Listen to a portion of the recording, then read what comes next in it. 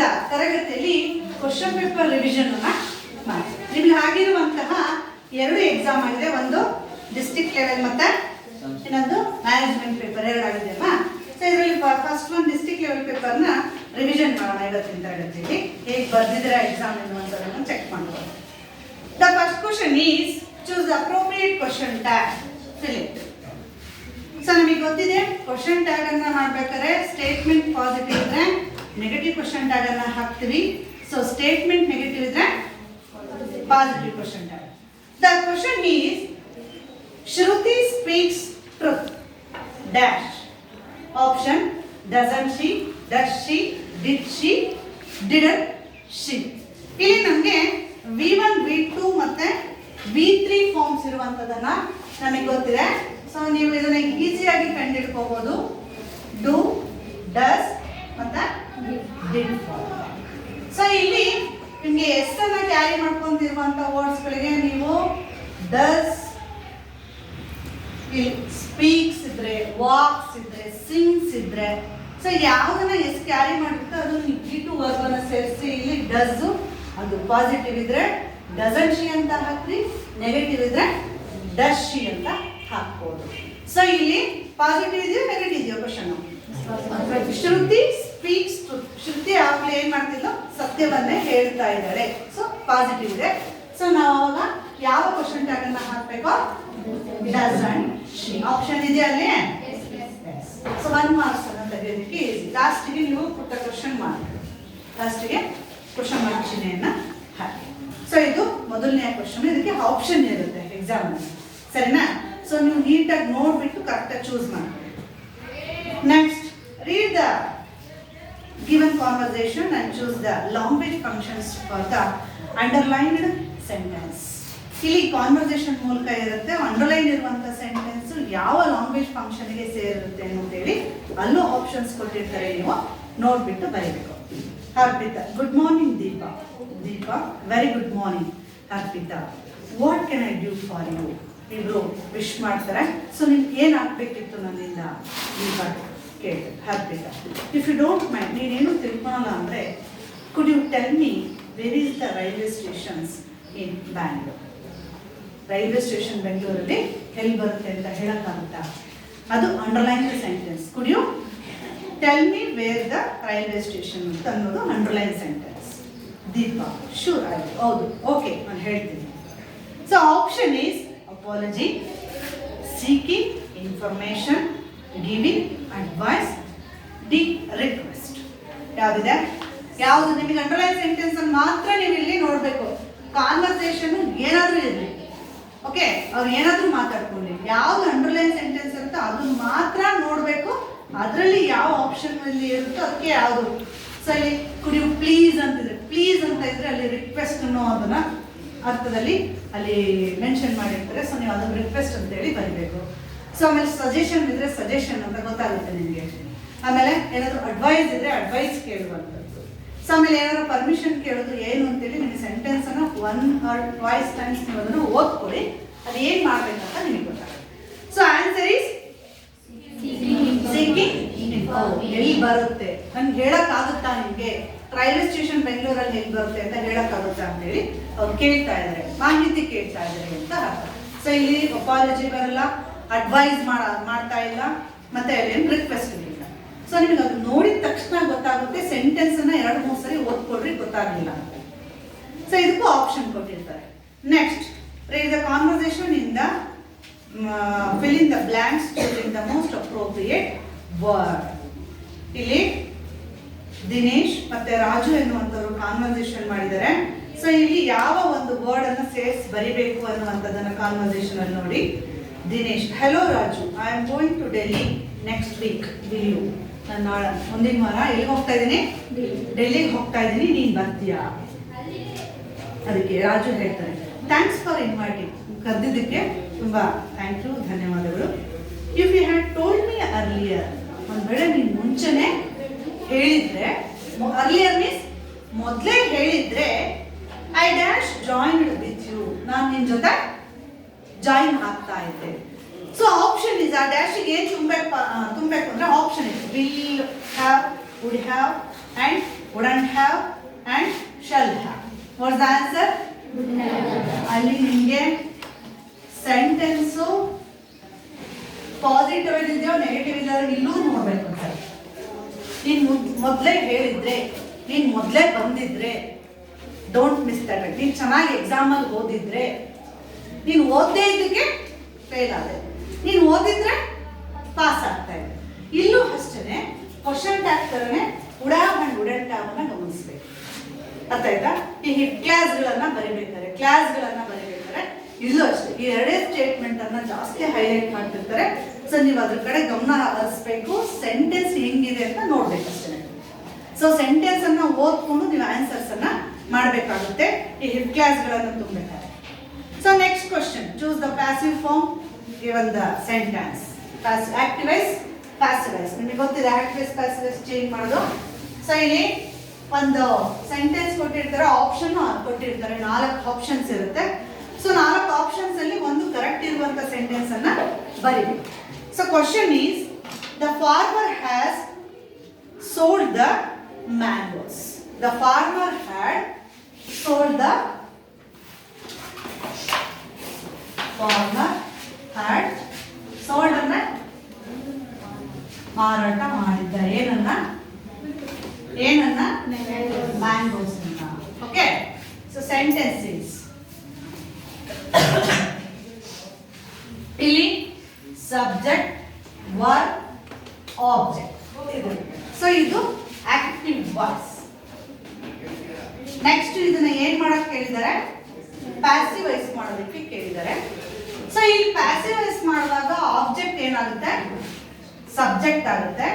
So ಇಲ್ಲಿ B form ಅಥವಾ auxiliaries B words ಗಳನ್ನ ಯಾರ is, was, var, had, have been. So ಏನಾದ್ರು ವರ್ಡ್ ಸೇರಿಸಬೇಕಂತ ನೀವು ನೋಡ್ಕೊಳ್ಬೇಕು sentence. So verb past tense ಅಲ್ಲಿ ಇರಬೇಕು. ಪಾಸ್ಟ್ ಟೆನ್ಸ್ ಅಲ್ಲಿ ಇದ್ರೆ ಪಾಸ್ಟ್ ಟೆನ್ಸ್ ಬರೀರಿ, ಪ್ರೆಸೆಂಟ್ ಟೆನ್ಸ್ ಅಲ್ಲಿ ಇದ್ರೆ ಪಾಸ್ಟ್ ಟೆನ್ಸ್ ಮಾಡಬೇಕು ವರ್ಬ್ ಫಾರ್ಮ್ ಅನ್ನ. And subject change into what is that? Object ಆಗಿ ಚೇಂಜ್ ಆಗುತ್ತೆ. ಇದರ ಒಂದು ಮೆಜರ್ ಹೀಗೆ ಮಾಡಬೇಕು. ಓಕೆ. ಸೊ ನಿಮ್ಗೆ ಆಪ್ಷನ್ಸ್ ಕೊಟ್ಟಿರ್ತಾರೆ, ಪುಣ್ಯಕ್ಕೆ ಎಕ್ಸಾಮ್ ಅಲ್ಲಿ 4 ಆಪ್ಷನ್ಸ್ ಕೊಟ್ಟಿರ್ತಾರೆ. ಸೊ ಈ 4 ಆಪ್ಷನ್ಸ್ ಅಲ್ಲಿ ಯಾವುಗಳನ್ನ ನೀವು ಚೇಂಜ್ ಮಾಡಿ ಬರೀತೀರಾ? ಅಲ್ಲೇನಿದೆ? ಯಾವ ಆಪ್ಷನ್ಸ್ ಇದೆ ನೋಡ್ರಿ. ಅಲ್ಲಿ ಕೊಟ್ಟಿರುವಂತ ಆಪ್ಷನ್ಸ್ ಅಲ್ಲಿ ಯಾವ್ದನ್ನ ಸರಿ ಮಾಡ್ತೀರಾ?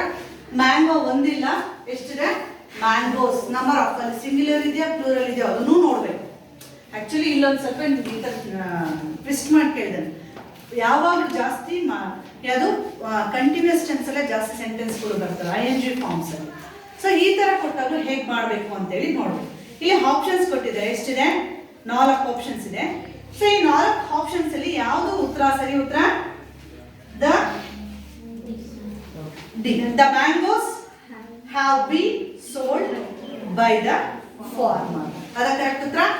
Yes, exactly. ಏನು? The mangoes. Yes.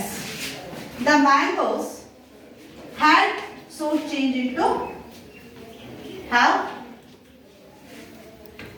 been. Cell ಇದ್ರೆ ಸೋಲ್ಡ್ ಮಾಡಬೇಕಿತ್ತು, ಸೋಲ್ಡ್ ಆಗಿರೋದ್ರಿಂದ ಸೋಲ್ಡ್ ಹಾಗೆ ಬರೀರಿ. ಇಲ್ಲಿ ಹೆಲ್ಪಿಂಗ್ ಬೈ ಅನ್ನ ಪ್ರತಿಯೊಂದು ಸೆಂಟೆನ್ಸ್ಗೂ ಚೇಂಜ್ ಮಾಡಬೇಕು. By what?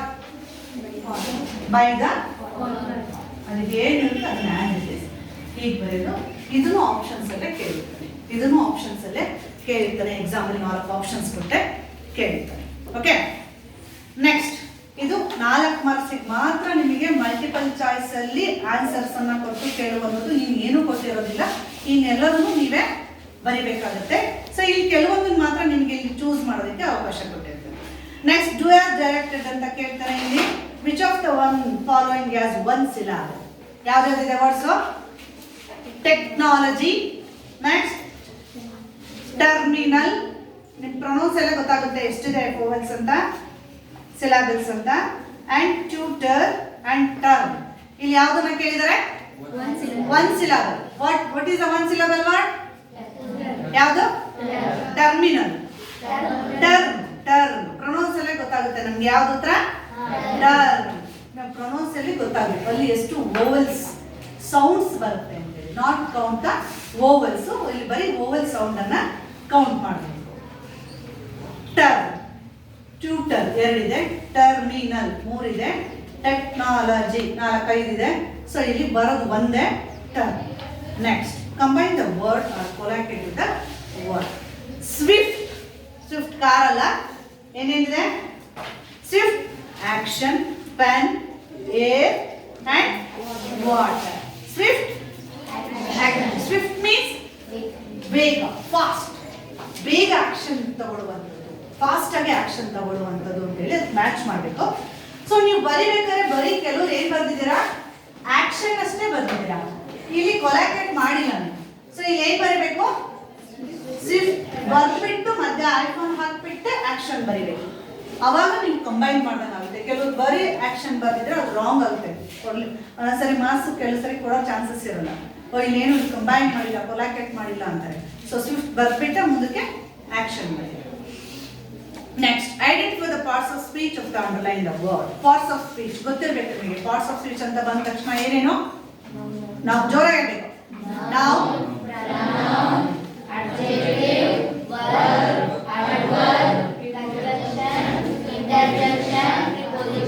ಇಷ್ಟು ನಿಮ್ಮ ಮೈಂಡಲ್ಲಿ ಇರಬೇಕು.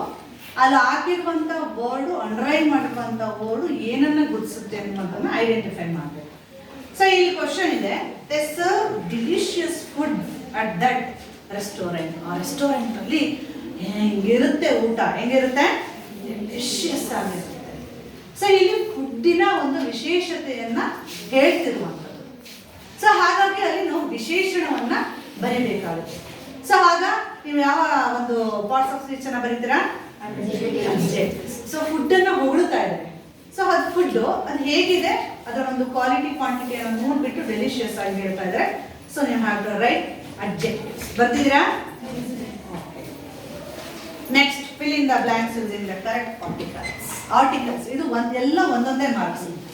Parts of speech, articles, prepositions ಎಲ್ಲ 1 ಮಾರ್ಕ್ಸ್ ಇರುತ್ತೆ. Which are the articles?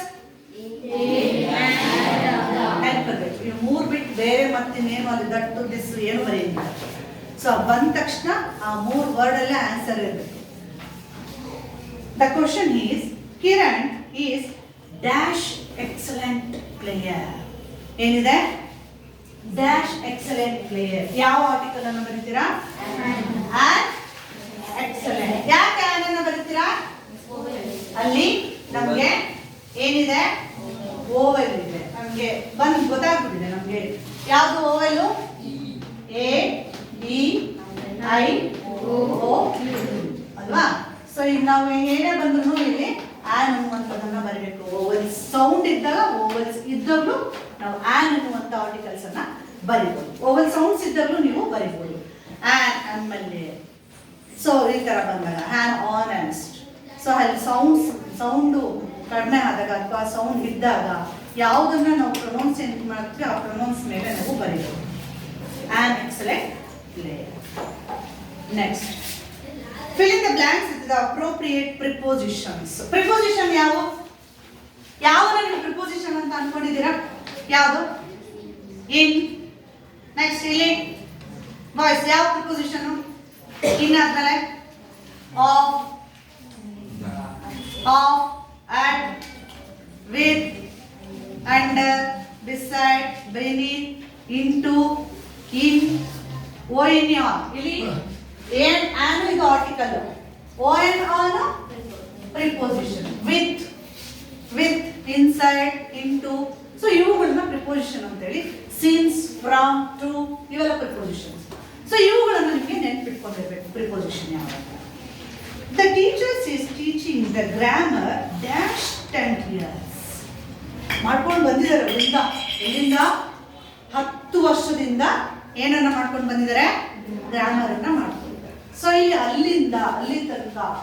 So ನಮ್ಗೆ ಇಲ್ಲಿ ಸಮಟೈಮ್ಸ್ ಸಿನ್ಸ್ ಇಂದ ಮಿಸ್ ಫ್ರಮ್ ಇಂದ ಅಂತಾನು ಬರೀತೀವಲ್ವಾ. ಸೊ ಫ್ರಮ್ ಆರ್ ಸಿನ್ಸ್ ರಿಂದ ಅಲ್ಲಿಂದ ಮಾಡ್ಕೊಂಡು ಬಂದಿದ್ದೀವಿ.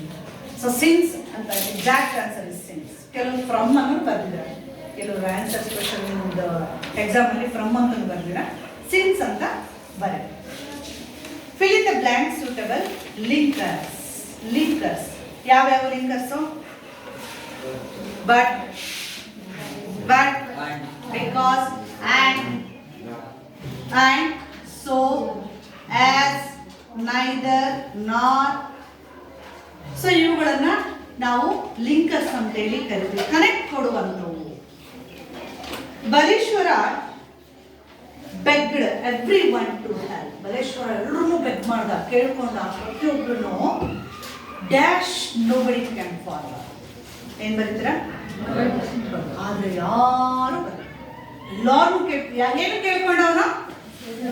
he lifted the Roma, the bleeding of the Roma. ಇಟ್ಕೊಂಡು ಎಲ್ಲರೂ ಕೇಳ್ಕೊಂತಾನೆ, ಹಿಂಗೆ take her to the hospital, please help me ಅಂತ ಕೇಳ್ತಾನಲ್ವಾ.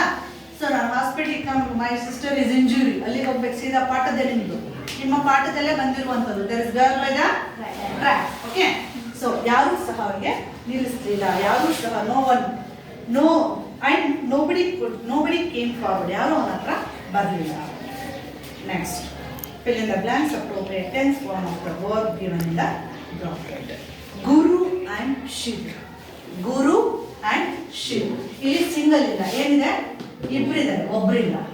ಸೊ ಆವಾಗ ನಾವು ನೋಡಿ ಯಾವ ಒಂದು ಟೆನ್ಸ್ ಫಾರ್ಮ್ಗಳನ್ನು ಹಾಕಬೇಕು ಅಂತೇಳಿ ಬ್ರಾಕೆಟ್ ಇರುವಂಥದ್ದನ್ನು ನೋಡಬೇಕು. ಅಲ್ಲಿ ಏನಿದೆ? ಬಿ ಪ್ಲಸ್ ಏನಿದೆ? ಯಾವಿದೆ? B plus play. ನೀವೇನ್ ಗೊತ್ತಾ, ಬಿ ಫಾರ್ಮು ಹಾಕಬೇಕು, ಇದನ್ನು ಯಾವ ಟೆನ್ಸಿಗೆ ಹಾಕಬೇಕು ಅಂತ ನೋಡ್ಬೇಕು. ಸೊ ಇಲ್ಲಿ ಬಿ ಫಾರ್ಮ್ ನನಗೆ ಗೊತ್ತಿದೆ, ಈಸ್, ವಾಸ್, ಆರ್, ವರ್, ಏನ್ ಹಾಕ್ತೀವಿ ಅನ್ನುವಂಥದ್ದನ್ನ ನಾವು ನೋಡಬೇಕು. ನೋಡ್ಬಿಟ್ಟು ಅಲ್ಲಿ ಬರೀಬೇಕು ಯಾವ ಫಾರ್ಮ್ ಸೂಟಬಲ್ ಆಗುತ್ತೆ. ಸೊ ಇಲ್ಲಿ ನಮಗೆ ಯಾರಿದ್ದಾರೆ? ಗುರು ಅಂಡ್ ಶಿವ್. ಇಬ್ಬರಿಲ್ಲ, ಎಷ್ಟು ಜನ ಇದ್ದಾರೆ? ಇಬ್ಬರಿದ್ದಾರೆ. ಸೊ ಹಾಗ ನಾವಿಲ್ಲಿ ಬಿ ಫಾರ್ಮ್ಗಳನ್ನ ಯಾವುದನ್ನ ಹಾಕಬೇಕು ಅಂತ ನೋಡ್ಬೇಕು. ಸಿಂಗಲ್ ಇದ್ರೆ ಸೆಂಟೆನ್ಸ್ ಪಾಸ್ಟ್ ಟೆನ್ಸ್ ಅಲ್ಲಿ ಇದೆಯೋ ಪ್ರೆಸೆಂಟ್ ಟೆನ್ಸ್ ಅಲ್ಲಿ ಇದೆಯೋ ಅಲ್ಲಿ ಈಸ್ ಅಂತ ಸೇರಿಸ್ತೀವಿ, ಅಥವಾ ವಾಸ್ ಅಂತ ಸೇರಿಸ್ತೀವಿ, ಬರ್ತೀವಿ ಒಬ್ಬರಿದ್ದಾರೆ. ಸೊ ನಾವು ಇಬ್ಬರಿದ್ದಾವೆ ಯೋಚನೆ ಮಾಡಬೇಕಾಗುತ್ತೆ ಅಲ್ಲಿ ಯಾವ ಬಿ ಫಾರ್ಮ್ ಅನ್ನ ಹಾಕಬೇಕು ಅಂತ. Guru and Shivu dash cricket with their friends last Monday. Last Monday ಅಂದ್ರೆ ಮುಗ್ದೋಗಿತ್ತು, ಕಳೆದ ಸೋಮವಾರ ಇಬ್ರು ಏನ್ ಮಾಡ್ತಿದ್ರು? ಕ್ರಿಕೆಟ್ ಅನ್ನ ಆಡ್ತಾ ಇದ್ರು. ಸೊ ಇಲ್ಲಿ ಬಿ ಫಾರ್ಮ್ ಇರೋದ್ರಿಂದ ಬಿಗೆ ಏನಲ್ಲಿ ವರ್ ಪ್ಲೇ, ಇಬ್ರು ಆಡಿದ್ರು, ಇಬ್ರು ಇರೋದ್ರಿಂದ ಇಲ್ಲಿ ವರ್ ಪ್ಲೇಯಿಂಗ್ ಅಂತ ಹೇಳಿ ನೀವು ಟೆನ್ಸ್ ಫಾರ್ಮ್ ಅನ್ನ ಹಾಕಬೇಕು. Okay, next, write the correct form of the word given in the bracket. It is the duty of every Indian to abide by the rules of the dash constitute. ಏನಿದೆ? Right form is constitution. Constitution means ಸಂವಿಧಾನಾತ್ಮಕವಾಗಿ ಎಲ್ಲರೂ ಮಾಡಿರುವಂತಹ ತತ್ವಗಳಿಗೆ ಪ್ರತಿಯೊಬ್ಬರೂ ಸಹ ಬದ್ಧರಾಗಿರಬೇಕು, ಪ್ರತಿಯೊಬ್ಬ ಭಾರತೀಯರ ಕರ್ತವ್ಯ. Next, use the word face as work sentence. Work ಬರೋ ಹಾಗೆ ಫೇಸ್ ಸೆಂಟೆನ್ಸ್ ಮಾಡಬೇಕು. ಓಕೆ, ಇಲ್ಲಿ ನೌನ್ ಇಲ್ಲ, ಮತ್ತೆ ಲಾಸ್ಟ್ ಅಲ್ಲಿ ಸೇರಿಸೋ ಹಾಗಿಲ್ಲ, ಮಧ್ಯದಲ್ಲೇ ಕ್ರಿಯಾಪದ ಬರುವ ಹಾಗೆ ಮಾಡಬೇಕು. ಏನ್ ಮಾಡಿದ್ದೀರಾ? ಫೇಸ್. ಎಸ್, ಏನ್ ಬರ್ದಿದ್ದೀರಾ ಎಕ್ಸಾಮ್ ಅಲ್ಲಿ? ಏನ್ ಬರ್ದಿದ್ದೀರಾ ಆನ್ಸರ್ ಎಕ್ಸಾಮ್ ಅಲ್ಲಿ?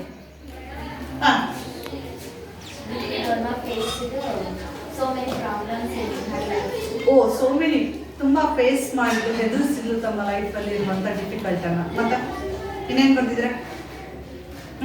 ನೀನೇನ್ ಬರ್ದ? I wash my face every day. I wash my face every day. So ಈ ವಾಶ್ ಅನ್ನೋದೇ ವರ್ಬ್ ಆಗ್ಬಿಡುತ್ತೆ, ವಾಶ್ ಅನ್ನೋದೇ ವರ್ಬ್ ಆಗ್ಬಿಡುತ್ತೆ, ಐ ಅನ್ನೋದೇ ನಾವು ಮಾಡ್ಬಿಡುತ್ತೆ. ಐ ವಾಶ್ ಮೈ ಅಲ್ಲೇ ವರ್ಬು ಮತ್ತೆ ನಾವು ಎರಡೂ ಸೇರ್ಕೊಂಡು ಆಮೇಲೆ ಮುಖ ಬರುತ್ತೆ. ಸೊ ಈ ಮಧ್ಯದಲ್ಲಿ ವರ್ಕ್ ಫಾರ್ಮ್ಸ್ ಬರೋ ಹಾಗೆ ಮಾಡಬೇಕು. ಏನು ಮತ್ತೆ ನೆಕ್ಸ್ಟ್ ಆಗಿ ಏನು ಬರ್ತಿದೆ? Her face was beautiful and peaceful. Yes, her face is beautiful and peaceful. ಮತ್ತೆ ನೆಕ್ಸ್ಟ್ ಅನುಷ ಏನು ಬರ್ತಿದ್ರು? I wash my face every day. ಏನೋ ಬರ್ತಿದ್ರಪ್ಪ, ನೀಟಾಗಿ ಬರಿಬೇಕು. ಫೇಸ್ ಅನ್ನುವಂಥದ್ದು ವರ್ಬ್ ಆಗೇ ಬರಬೇಕು. We are facing the so many problems ಅನ್ನುವಂಥ ಸೆಂಟೆನ್ಸ್ ಆಗಿರ್ಬೋದು. ಅದನ್ನು ನೀವು ಹೇಗೆ ಅರ್ಥ ಮಾಡ್ಕೊಂಡಿರ್ತೀರ ಆ ಥರ. ಫೇಸ್ ಅನ್ನೋದು ಮುಖ ಅನ್ನೋದೇ ಅರ್ಥ ಬರೋ ಹಾಗಾದ್ರೂ ಬರಿಬೋದು, ಅಥವಾ ನೀವೇನು ಪ್ರಾಬ್ಲಮ್ಸ್ನ ಫೇಸ್ ಮಾಡ್ತೀರ ಅನ್ನೋ ರೀತಿ ಆದರೂ ಬರೀಬೋದು. ನೆಕ್ಸ್ಟ್ ಕಂಪ್ಯಾರಿಟಿವ್ ಸೆಂಟೆನ್ಸನ್ನು ಮಾಡಬೇಕಂತೆ. Change into sentence in the comparative degree. So first time ಇಲ್ಲಿ ನಿಮಗೆ ಸೂಪರ್ಲೇಟಿವ್ ಡಿಗ್ರಿಯಾಗಿ ಕೊಟ್ಟಿದ್ದಾರಲ್ಲ, ಅದರಲ್ಲೂ ಈ ಮೋಸ್ಟ್ ಮೋರ್ ಅನ್ನುವಂಥದ್ದನ್ನು ಕೊಡೋದಿಲ್ಲ, ಇಲ್ಲಿ ಕೊಟ್ಟಿದ್ದಾರೆ. Rose is most beautiful flower in the garden. ಏನು ಬರ್ತಿದ್ದೀರಾ ಆನ್ಸರ್? ಆನ್ಸರ್ ಏನು ಬರ್ತಿದ್ದೀರಾ?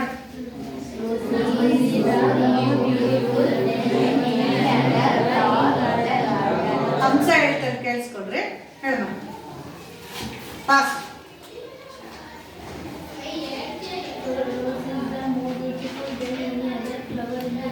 ಕರೆಕ್ಟಾ? More beautiful than any other. ಅಲ್ಲಿ ಮೋಸ್ಟ್ ಇರೋದನ್ನ ಮೋರ್ ಬ್ಯೂಟಿಫುಲ್ ಅನ್ನ ಮಾಡಬೇಕು. Okay, next the conversation is in the sentence to the reported speech. ಇಲ್ಲಿ ರಿಪೋರ್ಟೆಡ್ ಸ್ಪೀಚ್ ಅನ್ನ ಬರೀಬೇಕಾದ್ರೆ ಕೆಳಗಡೆ ಕೊಟ್ಟಿರುವಂತ ಶಾಮ್ ಆಸ್ ಪರ್ ಸ್ಫೂರ್ತಿ ಅದನ್ನ ಸೇರಿಸಿ ಬರೀಲೇಬೇಕು. ಅದನ್ನ ಬಿಟ್ಬಿಟ್ಟು ಗೌರಿಶಂಕರ ಹಾಗೆ ಬರೆದ್ರೆ ಮಾರ್ಕ್ಸ್ ಕೊಡಲ್ಲ. ಗೊತ್ತಾಯ್ತಾ? ನಿಮ್ಮ ಆನ್ಸರ್ಗಳನ್ನ ಚೆಕ್ ಮಾಡ್ಕೊಳ್ಳಿ. So what are you doing? Sham ಕೇಳ್ತಾನೆ, ಲೈಬ್ರರಿಲಿ ಏನು ಮಾಡ್ತಿದ್ಯಾ ಅಂತ. Shruti, I am reading the novels. ನಾನು ಕಾದಂಬರಿ ಪುಸ್ತಕಗಳನ್ನು ಓದ್ತಾ ಇದ್ದೀನಿ. ಶಾಮ್ ಆಸ್ಕ್ಡ್ ಶ್ರುತಿ. ಶಾಮ್ ಕೇಳಿದ ಶ್ರುತಿನ ದಟ್ ಏನು ಬರ್ತಿದೆ answer? What she was doing at the library. What she was doing at the library. Question mark ಇಲ್ಲ, ಇಂಟರ್ಗೇಟಿವ್ ಕ್ವಶನ್ಸ್ ಇಲ್ಲ. ಸೊ ಇಫ್ ಆರ್ ವೆದರ್ ಅನ್ನ ಸೇರಿಸೋದು ಬೇಡ. ಕೆಲವರು ಇಫ್ ಆರ್ ವೆದರ್ ಅನ್ನ ಸೇರಿಸಿದೆ. Next, frame the questions.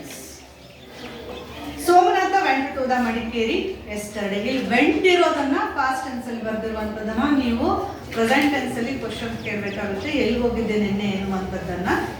So answer ಏನ್ ಬರ್ತಿದ್ದೀರಾ? Wear. Vent ಇರೋದ್ರಿಂದ V3 ಫಾರ್ಮ್ ಸೇರಿಸ್ಬೇಕು. Where did Somnath. ವೆಂಟ್ ಬಿಟ್ಬಿಡ್ಬೇಕು, ವೆಂಟ್ಗೆ ನಾವು ಡಿಡ್ ಹಾಕಿರೋದು. Where did Somnath go to Madikeri. Where did Somnath go to Madikeri. ಯಾವಾಗ? Somnath went to Madikeri yesterday. Answer ಬರ್ತದೆ. Okay, next 2 errors. What is the 2 errors? Santosh speaks to 2 hours yesterday on uses of technology.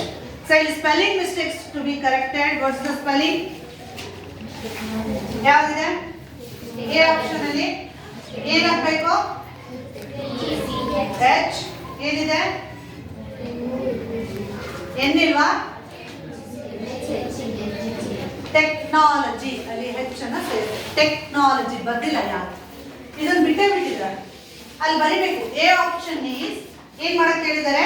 Spelling to be corrected ಅಂತ ಬರ್ದ್ಬಿಟ್ಟು iPhone ಹಾಕ್ಬಿಟ್ಟು ಇದನ್ನ ಬರಿಬೇಕು. B option ಏನಿದೆ? B option verbal mistakes to be corrected ಅಂತಿದೆ ನೋಡ್ರಿ, ನೋಡ್ತಿದ್ದೀರಾ? So ಅಲ್ಲಿ verbal mistake corrected ಅಂತ ಹಾಕ್ಬಿಟ್ಟು ಯಾವುದು ವರ್ಬಲ್ ಮಿಸ್ಟೇಕ್ ಕರೆಕ್ಟ್ ಆಗಬೇಕು? ಎಸ್, ಇಲ್ಲೇನಿದೆ? ಸ್ಪೀಕ್ ಇದೆ. ಇದನ್ನ ಬರಿಬೇಕು. ನೀವೇನು ಕರೆಕ್ಟ್ ಮಾಡಿದ್ರೆ ಅಂತ ಬರೆದು ಎ ಆಪ್ಷನ್ ಬಿ ಆಪ್ಷನ್ ಬರೆದು ಮುಂದಿನ ಪದವನ್ನ ಬರಿಬೇಕು. ಓಕೆ, ಸೊ ಇದಿಷ್ಟು 17 ಮಾರ್ಕ್ಸ್. 17 question 18 marks. ಸೊ 17 ಕ್ವಶನ್ಗೆ ಎಷ್ಟು ಮಾರ್ಕ್ಸು? 2 ಮಾರ್ಕ್ಸ್. ಅದೊಂದು ನೆನಪಲ್ಲಿ ನಿಮಗೆ. ಸೊ ಅದನ್ನ ನೀಟಾಗಿ ಬರ್ದ್ರಿ ಅಂದರೆ ಆಲ್ಮೋಸ್ಟ್ 1 ಸೆಂಟೆನ್ಸ್ 1 ವರ್ಡಲ್ಲಿ 18 ಮಾರ್ಕ್ಸ್ನ ಸಿಗುತ್ತೆ. 1 sentence or 1 word. Okay, next questions 2 marks questions. So question ಕೇಳ್ತೀನಿ, ಆನ್ಸರ್ ಬಂದು ಕೇಳೋದು. According to the Swami's father, it's disgraceful to sleep beside granny or mother like a baby. Comment on this. Comment on this. Yes, Aisha. Swami was always slept beside his granny. It is disgraceful. His father was drunk like it. He was brought up. Okay, good. Next, Basavakarana. Same question answer. Swami's father is to sleep beside granny or mother like a baby. He is feared to sleep alone. His granny tells the stories. Next. What might have prompted Nehru to choose Dr. B.R. Ambedkar as first Law Minister of India? First Law Minister of India. Alia. Pandit Jawaharlal Nehru choose Pandit Jawaharlal Nehru chose Dr. Ambedkar as the first Prime Minister of India because he read the Parliament of Finland and America, and he recognized him in field of law and skill of his law and legislation. Next. Hamsa, next. Pandit Jawaharlal Nehru chose as the first Prime Minister of India because he recognized Dr. B.R. Ambedkar's skills, law and legislation, his vision, his spirit also, his vision, his success also against social injustice. He also led the Parliament of England and America. Very good. Next. Next question.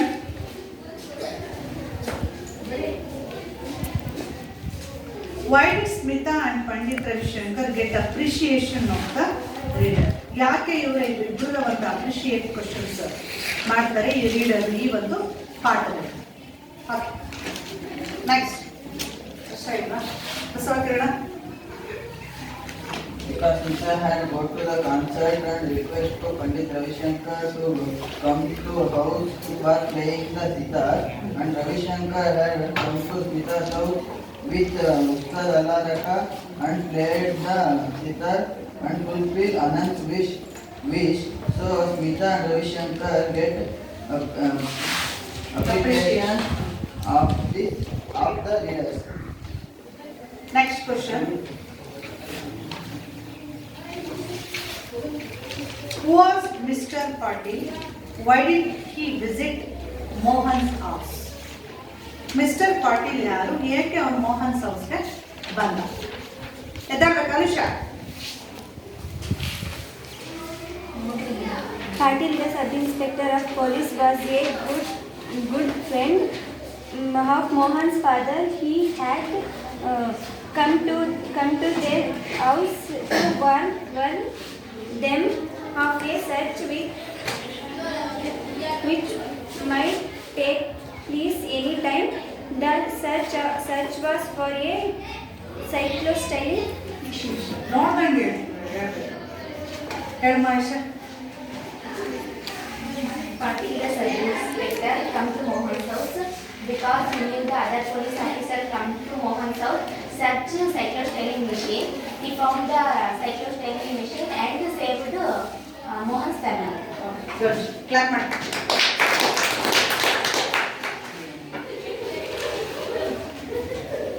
Next. How can you say that Anif was a cheerful? ಹೇಗೆ ಅವ್ರನ್ನ ಹೇಳ್ತೀರಾ? ಅನಿಲ್ ಯಾವಾಗಲೂ cheerful ಆಗಿರ್ತಾನೆ ಅಂತ. Okay?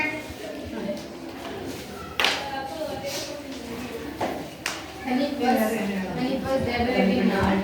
He making greeting cards with out of waste materials. He read best books and he was allowed to play drum. Okay. Next question. ಪದ್ಯ ಇದೆ, ಯಾರು memorisation ಮಾಡುವಂಥ ಪದ್ಯಗಳು ಒಂದೊಂದೇ ಕಾರ್ಯ ಇದೆ, ಹೇಳಿ. ಫಸ್ಟ್ ನಾನು ಇಟ್ ಈಸ್ ಎಂಥ್ರೋನ್ಡ್ ಇಂದ ಒಂದಿದೆ, ಒಂದು ಆಪ್ಷನ್ ಇದೆ ಓಸೆ ವಾಟ್ ಈಸ್ ಅಂತ ಹೇಳೋದವ್ರಿ.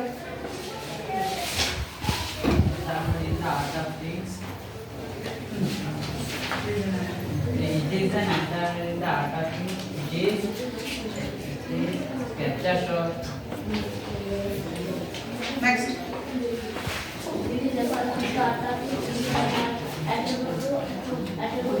God himself has to go out and so like as fast as Abhi. It is enthroned in the art of things. It is an attribute to God himself and at the power to then show like it's God's mercy, sin and justice. Anubhav John question answer ಹೇಳಲ್ಲ. It is enthroned in the heart of kings. It is attribute to God himself and at the power to then show like it's God's mercy, sin and justice. ಓಸೆ what is that? Who say what is the thing calculate to minus near razor, what are the blessing of the side, what is your 4 years. Sania ಜಾರ್ಡ್.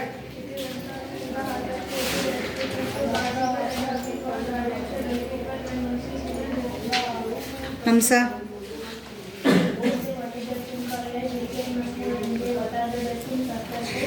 What is the thing clap ಮಾಡಿ.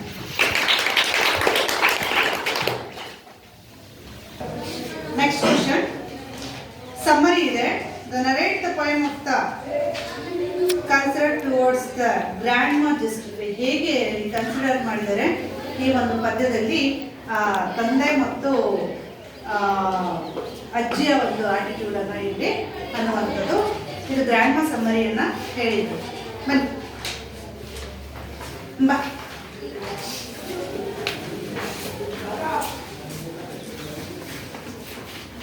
The term grandma ancestry is certainly Russian word. The poet called his grandma a genius because she could climb trees at the age of 62.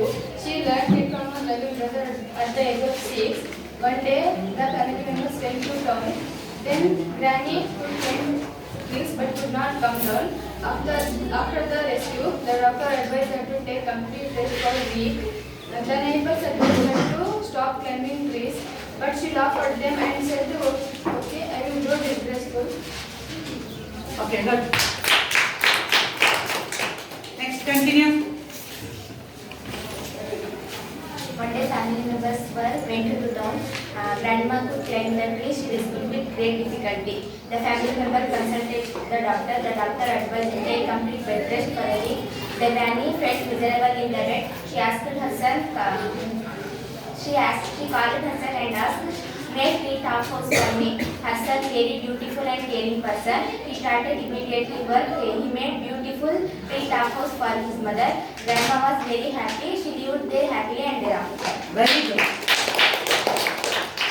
ಇಲ್ಲಿ ಒಂದು profile ಇದೆ. Every question paper ಅಲ್ಲಿ profile ಇರುತ್ತೆ, ಗೊತ್ತಿದೆ ಅಲ್ವಾ? So ಅಲ್ಲಿರುವಂಥ ಪ್ರೊಫೈಲನ್ನು ಹಾಗೆ ಪ್ಯಾರಾಗ್ರಾಫ್ ಮಾಡಿ ಬರೀಬೇಕು. ಸೊ ಆ ಪ್ಯಾರಾಗ್ರಾಫ್ ಮಾಡಿ ಬಂದರೆ ಎಷ್ಟು ಮಾರ್ಕ್ಸ್ ಇರುತ್ತೆ? 3 ಮಾರ್ಕ್ಸ್ ಇರುತ್ತೆ. ಅನುಷ ಬರೀತಾಳೆ, ನೋಡ್ರಿ ಹೇಗೆ ಬರೀಬೇಕು ಅಂತ ತೋರಿಸ್ತಾರೆ. ಕಂಪಾಸ್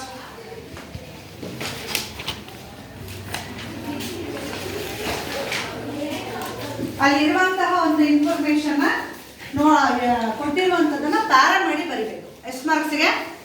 3 ಮಾರ್ಕ್ಸಿಗೆ. ಸೊ ನೀವು ಈಸಿಯಾಗಿ ಅಲ್ಲಿ ಮಾರ್ಕ್ಸನ್ನು ನೀವು ತಗೊಳ್ಬೋದು. ಇನ್ಫಾರ್ಮೇಷನ್ ಅಲ್ಲೇ ಇರುತ್ತೆ. ಕ್ವಶನ್ ನಂಬರು ಮತ್ತು ಸಬ್ ಕ್ವಶನ್ ನೀಟಾಗಿ ಹಾಕಬೇಕು.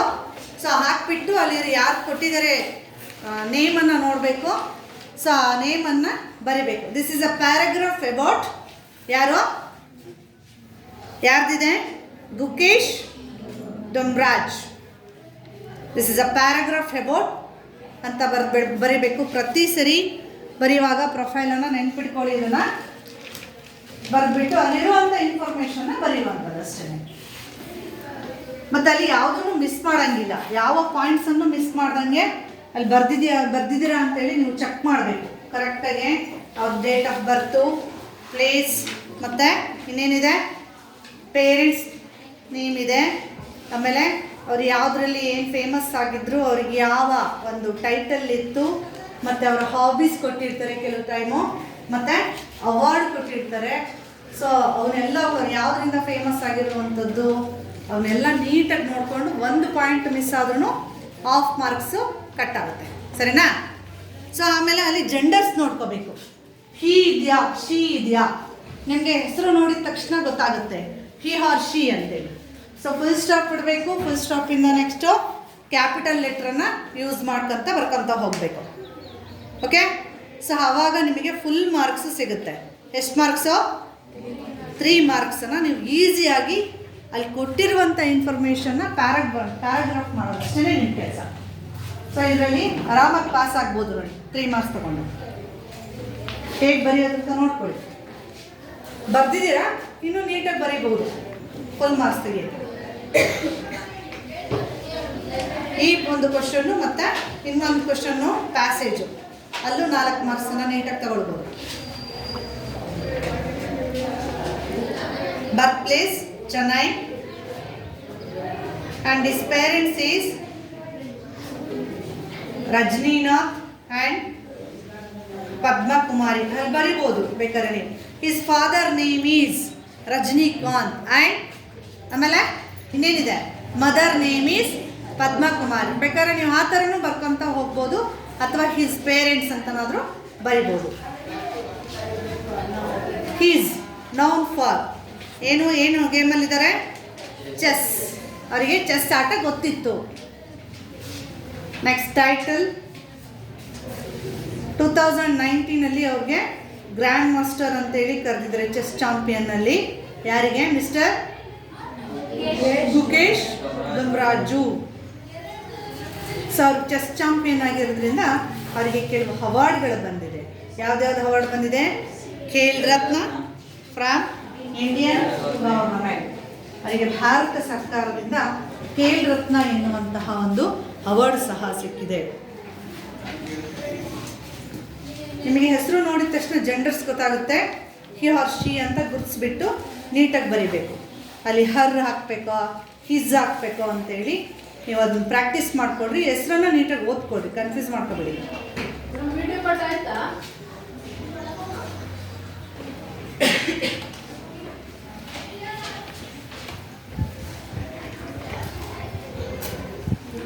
Khel Ratna from Indian government. ಇಷ್ಟನ್ನು ಬರೆದು ನೀವು 3 ಮಾರ್ಕ್ಸನ್ನು ಈಸಿಯಾಗಿ ತಗೋಬೋದು. ಕ್ಲಾಪ್ ಮಾಡಿ.